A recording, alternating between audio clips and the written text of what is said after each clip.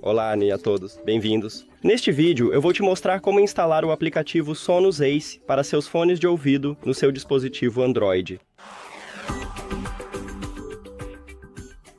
Você deve começar abrindo a Play Store. Agora vá para a busca, clique na linha de busca e escreva SONOS. Agora, pesquise.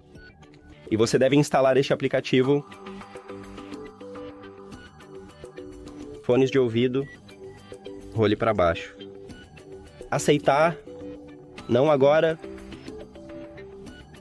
Continuar. Permitir. Continuar.